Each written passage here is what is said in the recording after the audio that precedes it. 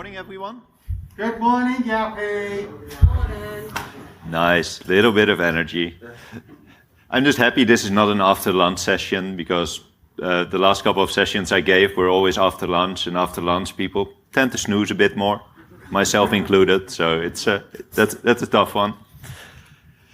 So last day of PowerShell Conference Europe. How was it? Awesome. Good. So today we'll be talking a bit about improving your home automation with PowerShell.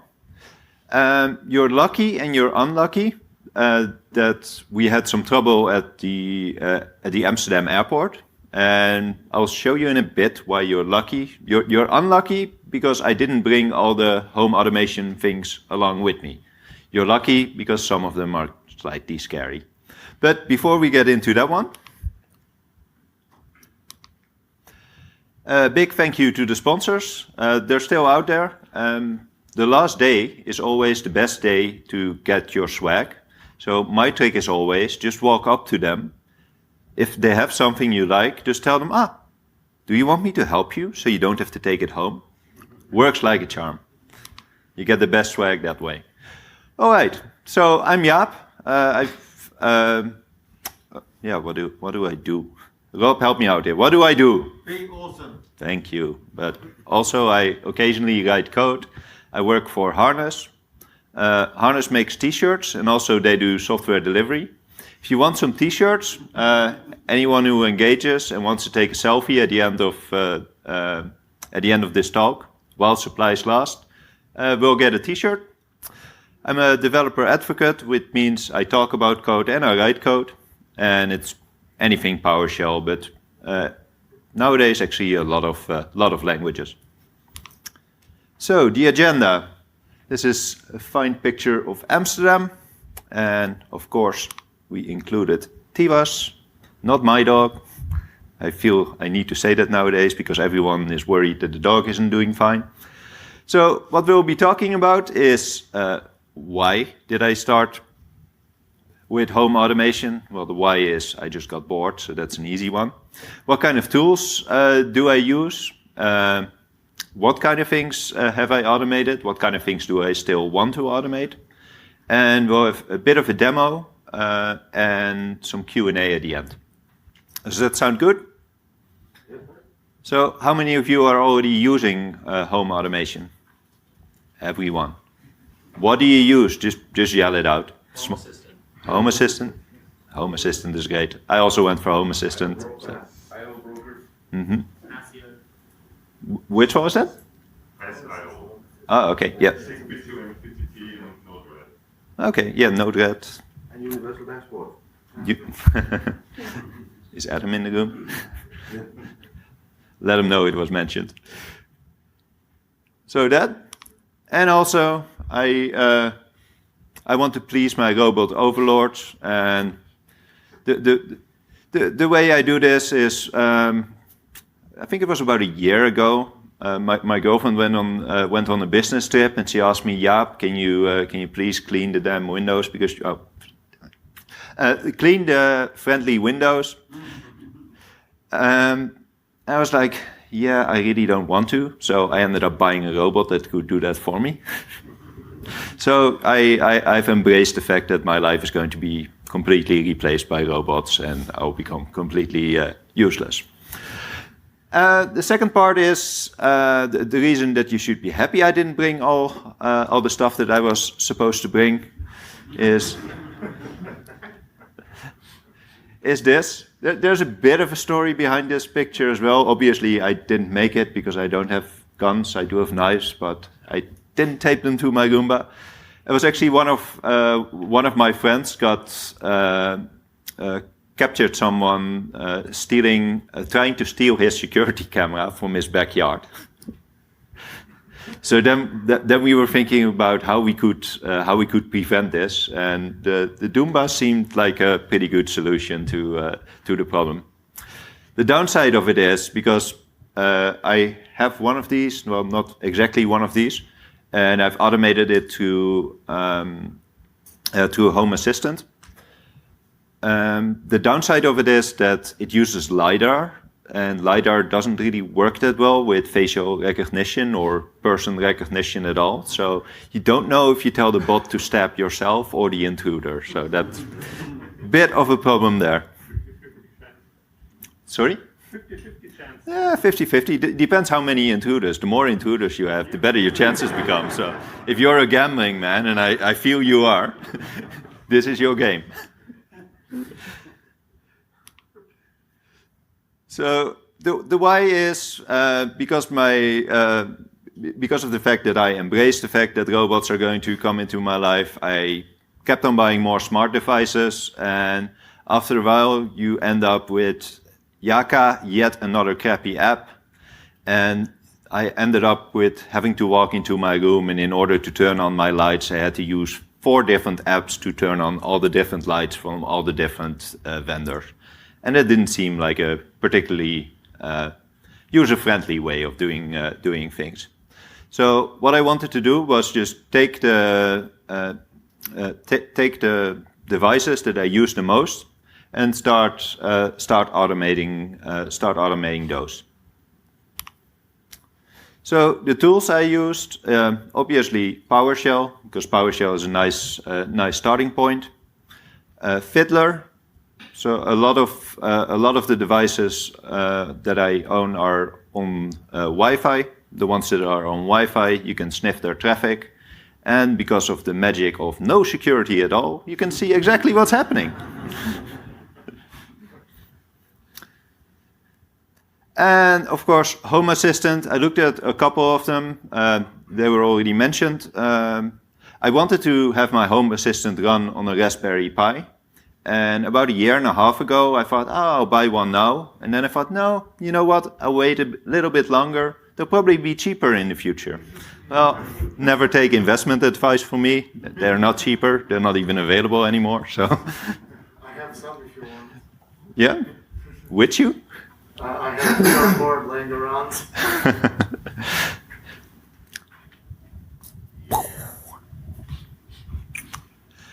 And I also use Zigbee, the stick that's pictured over there. For the ones that are not on Wi-Fi, there's still seats over here. Here. Just be friendly to the people. Smile, they'll let you pass. Are you sure? It works for you, but... How about I smile and you try to pass?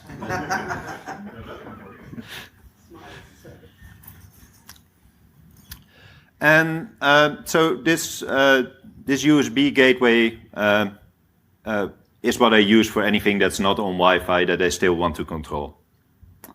So from a hardware point of view, it's pretty lightweight. I just run Home Assistant on one of my old laptops at the moment until I can either afford a Raspberry or until Daniel gives me one. Thank you. So for the Wi-Fi enabled devices, this was also my starting point. And the Wi-Fi enabled devices generally use APIs.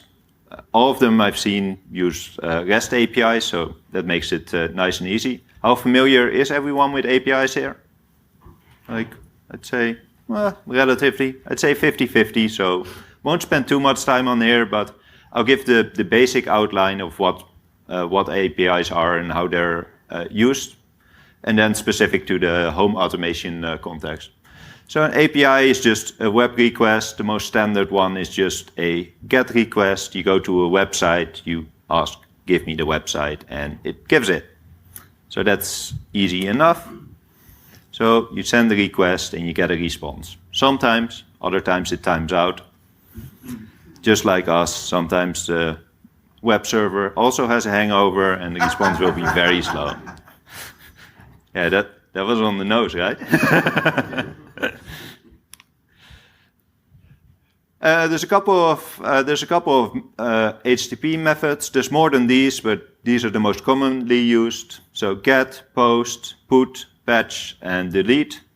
What I often see is that they just use get and post, and they tend to misuse post as well because they'll just post the request even though they're just getting information. And then we come to the next part is let's take a look at the documentation. Because if there's an API, there's obviously going to be fantastic documentation available that's very developer friendly. So the experience for that is roughly something like. So that's great, that's perfect. Luckily, we do have some alternatives, and my approach, my first attempt at automating was actually one of the Elgato lights, because I got sick of poor webcam quality, so I decided to up my game, get a couple of lights, and just continuously blind myself while I'm working at my computer. The Elgato lights are also Wi-Fi enabled, and they have like a tiny web server continuously running that you can send your commands against.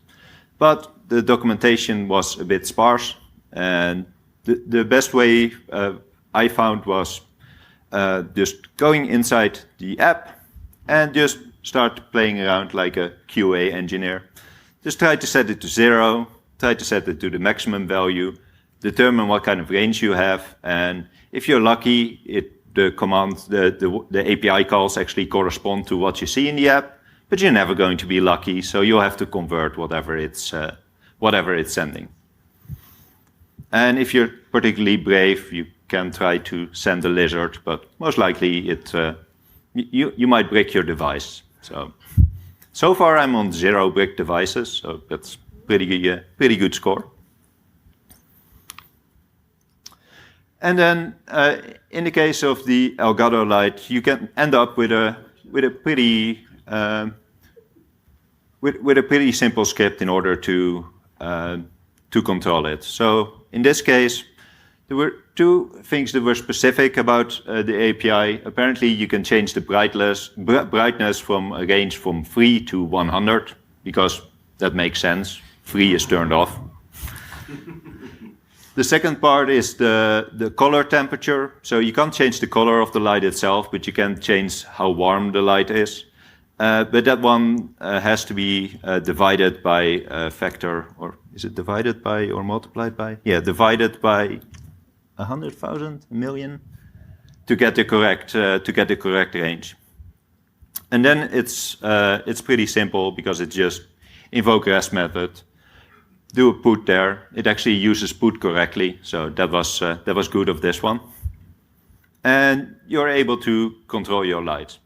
So that was my initial step to get it to work in PowerShell, because it's really cool to just have your control and tell your lights in your room to do what you want it to do.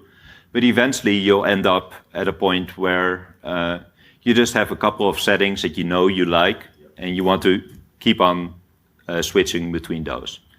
So one of the options is buy more hardware, because obviously they're not dumb, they know they can sell this, so you can buy a deck. But the option I went for was to build my own dashboard, because I have plenty of tablets lying around. I have a Surface Go. Pretty much the only thing that's good for is opening a website, but only doing it once a minute, because otherwise the CPU overheats. Fantastic device. And I put a little dashboard on there with some JavaScript, and just put 3 buttons there and a couple of sliders, so I can manage it directly from the dashboard. And the advantage of that is, I just added my Elgato lights in there, but from that point onwards, I could also start taking a look at my other devices and seeing how I could integrate those into the same dashboard, and building an API wrapper around it. Did you have a question, or do you have an itch in your neck? Okay, perfect. Sorry to call you out in that case. I would have a question. Yes. How you glue together JavaScript frontend and PowerShell?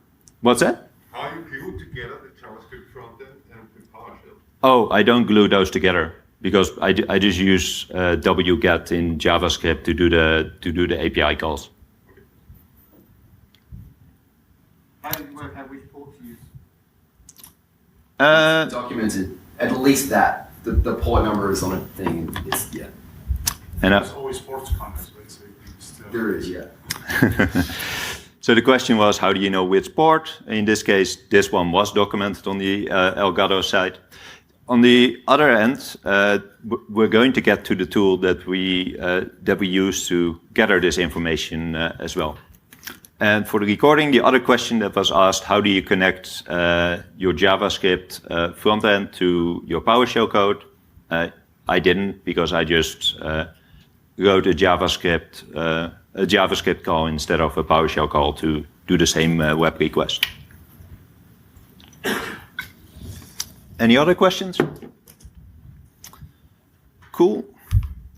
So then I ended up buying another lamp, because you're never done buying lamps. And also, yeah, I didn't have much to do, so I decided this looks very colorful. And this one was slightly harder and even less documented, because this was just some knockoff lamp. I didn't buy a brand, because I'm also Dutch, so I like things to be cheap. And the Elgatos really burned a hole in my pocket, because first I thought I'll get one, and then I decided, no, one is not a good number. I need 3 of them.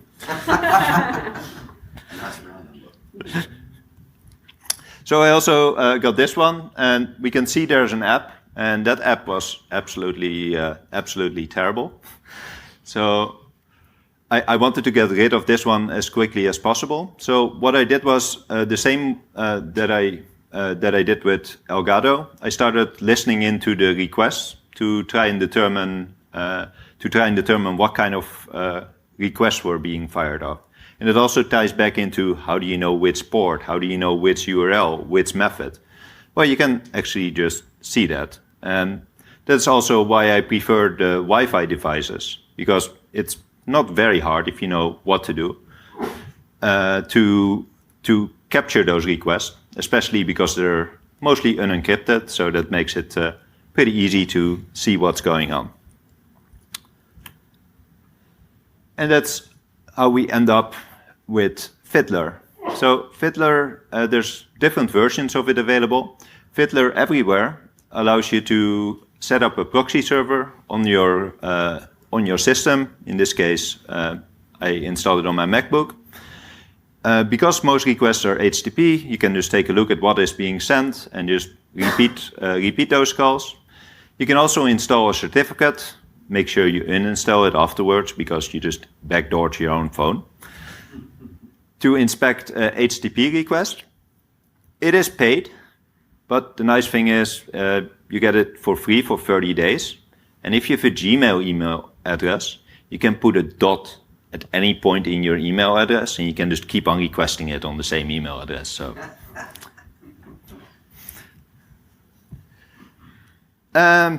and you can sort, reproduce, store, and go to all the API requests that are being sent from your phone. And because talking about it is, let's see how I'm with slides. Yeah, there's the demo already. And because talking about it is getting a bit boring, let's go take a look at what it would look like if we take a look at some of those requests and what it takes to set this up on your phone. So for the part on your phone, of course, it depends which version of Android or iPhone you're running exactly. But in general, you just edit your Wi-Fi settings on your device. You enter in the proxy server as you've set it up in Fiddler, and then you'll see all the requests fly by. Any questions so far? Cool. Then it's time for demos.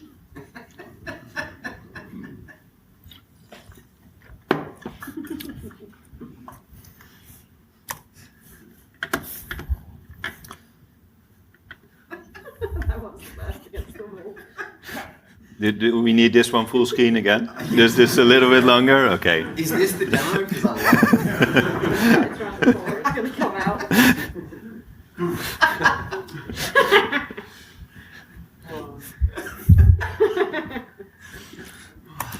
Alrighty. I'll just go back one slide just to keep Ben under control. It's for the best.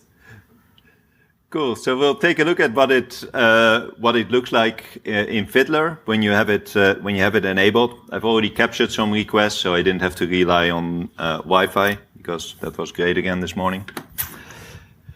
So what we can see here is I opened up the Elgato app on my phone. I'll just hold it up.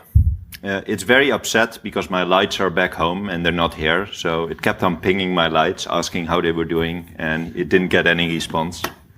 It's a very sad love story of my app and the lights. So what we can see, let me make this bigger if I can. Nice.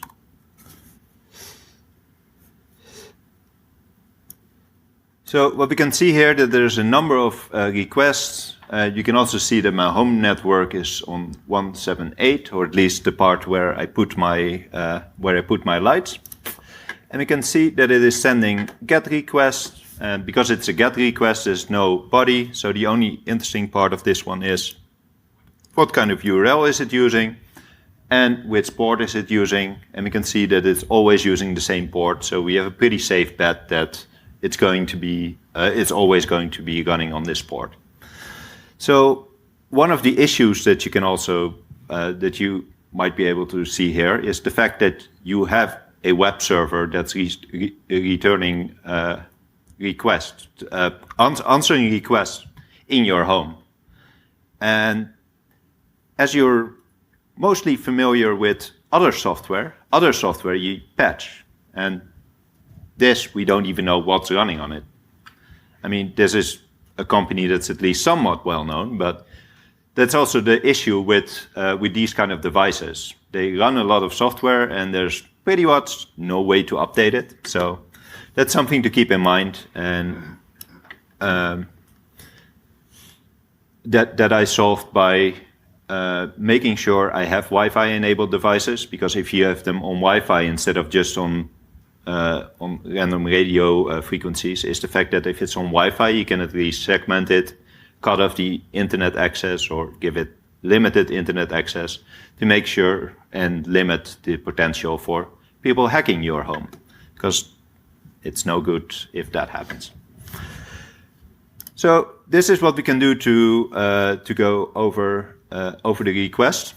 In this case, I knew it would be Elgato, but if you remove the filter, you'll be able to see all requests that your phone does to anything online. Setting up the proxy server in Fiddler is also not that hard. What we can do is we can set up, let's see, you can set it up as a proxy, and you can specify the port yourself. You can get the root certificates from here. You can copy them over to your phone, make sure you delete them afterwards. And you can track which phones, which connections come in, and you can sort through all those details. And my general approach is what I showed in the previous one as well. I just go into the app, I set it to value 0, set it to value maximum, and try to alternate, figure out which API requests are there, and based on that, I start making a log for myself. If I want everything to be in PowerShell, I'll create a couple of PowerShell commands around it. If I want to use it somewhere else, then I'll just write a very brief summary of, okay, these are the important calls that I want to use, and this is how you can automate that. Elgato was pretty straightforward. The only thing it does is you can get the information or you can put the information. When you put it, you can turn on, off the lights and change all the settings on the light. Some of my other devices are a bit more of a pain to use. They might require a series of API calls in order to be able to change the light or to turn it on or off. It really depends on what kind of device you have. So that was this part. The other example I had, and that one was not necessarily home automation, but pretty more what you can do with APIs. Ben, don't pay attention to the next one. The next one is, in the same way you can use Fiddler to capture the API request of your software running on your phone. You can also use, this is not the right one. Yes. You can also use developer mode in your browser to capture the API request of pretty much any website. And one of the cool things that allows you to do when you combine this with PowerShell is if, for example, you are in the Azure portal and you want to switch the Azure portal from light mode to dark mode, this is something that there is no PowerShell command to do.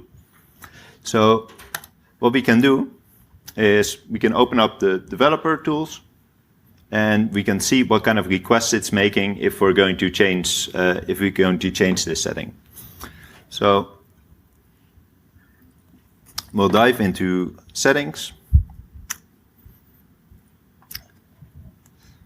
So we can see there's a lot of requests flying around, but this is all not interesting for our purpose. You can see that it's currently in dark mode. We want to change it to light mode.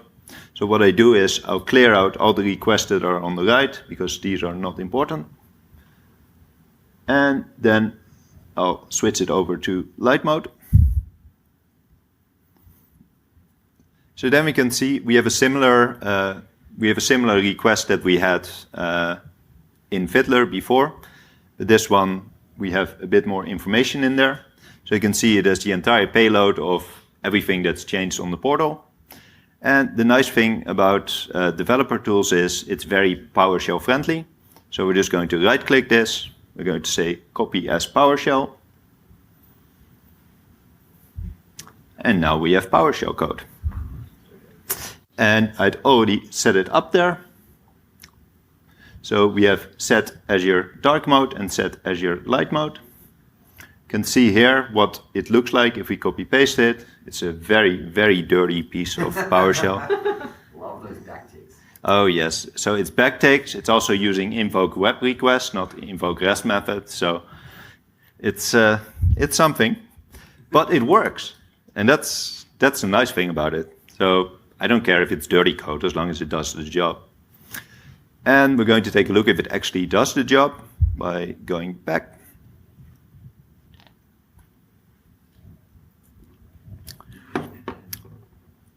So let's see what happens if we actually do that. Come on, Jaap, do it quicker. So you can see it's light now. If we run set dark mode, it runs the very ugly invoke web request, and we can see it actually switches it over. The downside of this one is that we use the authentication token that we got from our session. So it only works as long as that token is active. So if you want something more serious and you want to run it for a longer time, then you'll have to actually authenticate. But as a quick and dirty way to automate something using APIs, copy as PowerShell is something that's extremely powerful. So with that, if you buy devices, take a look at a couple of things. My preference is always to buy Wi-Fi enabled devices, because if it's Wi-Fi enabled or if it says compatible with Echo or Google Home or Apple Home, I don't know what they're all called. If they're on Wi-Fi, that makes it a lot easier to both sniff the traffic and also to isolate it from the rest of your home.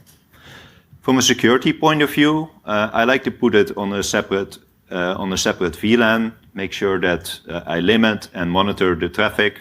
Whenever I'm bored, I'll just take a look at what's happening there. In general, just having some level of isolation is recommended.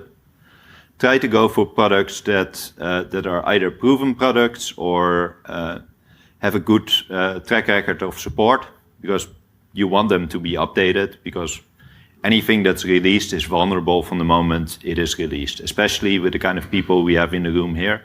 Don't know where Walter is, but if you see him, stay away from him. He will hack everything. So keep that in mind when you get something. The last part that I haven't touched on yet is if you Google or Bing the hardware that you bought, there's often already modules or functions available on GitHub. So even if there's not a PowerShell function available, if you get the core concept of how those API calls work, I don't know how to write C++, but for one of the monitors I have at home, it also came with an API. The API was documented, but it was pretty much as I discussed in the earlier slide. It was documented, but it was clearly written in Chinese, and then not even Google translated to English, including all the spelling mistakes, not just the grammar mistakes. So it didn't really help much, but there was a C++ module available in which I could see what the workflow was of that person, how they called those APIs, in which order, in order to establish how I could automate that using PowerShell and what kind of API calls were required. So the open source modules can be a big help. If you're using something like Home Assistant, there's going to be templates available already. You have to do zero coding, but then you're not using PowerShell. So it depends what your end goal is. And yeah, the last one is more a word of warning. The additional hardware and software, it's going to be a rabbit hole, and you can pretty much spend unlimited money on this hobby. So it's a dangerous rabbit hole to get into. And now that we can go outside again, I'd say just go outside and play instead of playing with this. I think you just said that you're going to buy everyone some hardware, right? I'm going to buy you some hardware. It's not very long. So with that, we have about 10 minutes left for Q&A. So does anyone have any questions? What's your favorite cheese?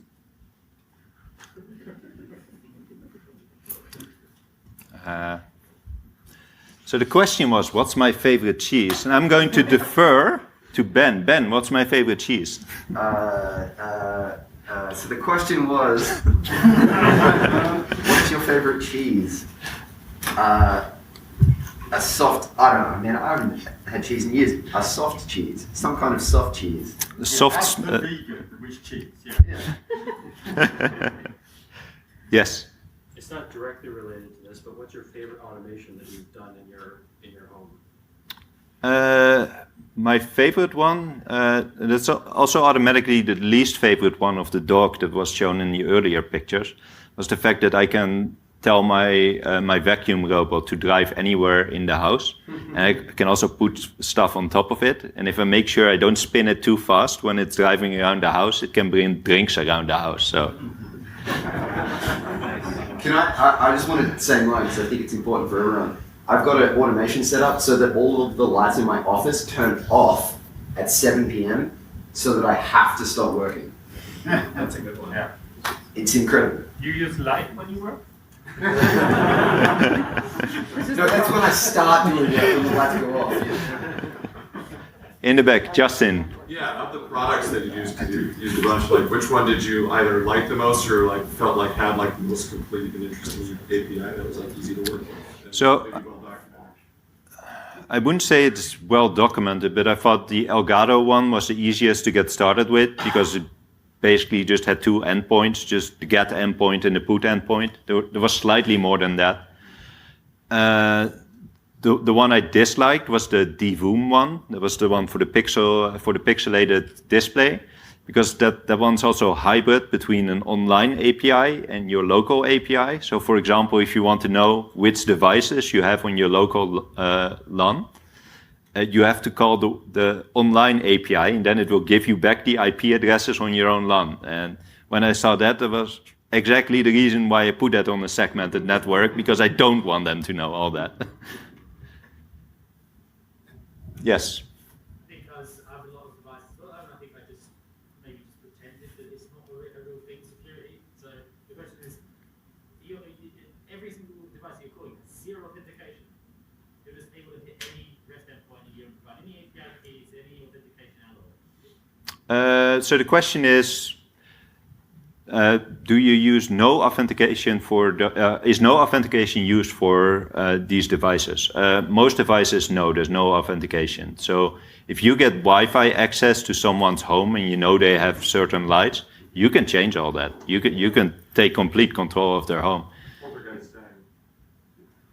So yeah, no authentication. Sometimes there's some authentication to a cloud service, but then the cloud service just spits back unauthenticated requests to whatever you have in your network. So I think I was just lying to myself buying more expensive stuff like a Philips Hue or whatever. Oh, yeah, it's all the same code. yeah, no, yeah. So the follow-up was, I bought Philips. That must be secure. No, it's also not secure. Yes. Have you played around with the Shelly devices that you can put behind the light socket, light switches, basically? Which device? Brand called Shelly. They have great APIs, so it's a recommendation for any of y'all. And for yeah, Shelly. SHELLY. Okay, so the recommendation is Shelly. I haven't heard of it. I'll take a look at it. I'll support that. You support that? Okay. The thing is that you put it in the wall switch. You can put the IT thing in the wall switch, so you can use the switch and also do it with your phone or whatever. Okay. And you can also take measurements of the current and the whole power consumption. They also have dry contacts, so you can use it for other stuff. I use it to open and close my garage door. Okay. Because it's just a relay, right? Just like that. Yes. Now I'm broke. If you want to really go down the rabbit hole, like the light that you bought, I assume it's something like the Groovy or something like that. The light, Yeah. yeah. You can also use like WLED, and you would have something like an ESP32, and it would create a proxy web server locally on the microcontroller, and it's really powerful. Like it's $3 or something, and it does the same as the Philips Hue lights and things like that. Okay. And what's that one called? It's WLED. W. That's the software L E. that you put into the ESP, the microcontroller, and you just buy the smart lights. Those are the WS2812. I have a talk on that on PowerShell.conf.eu, like 2019. Okay. To go check that. Yeah. So we got a recommendation to check out Daniel Silva's talk from 2019. Cool. Yes, in the back. So you play with a lot of APIs. Are you documenting them somewhere? Do you have like a repo where all of this is spelled out? So the ones that I so the Elgato one, there was already a module out, but it wasn't complete. So I just everything I found, I just created new commandlets and I documented it there. All the stuff I'm actively playing with at the moment is just on my local system and in my head. So anything that I don't deem production ready is not online yet. It's not on code spaces? It's not on code spaces either, no.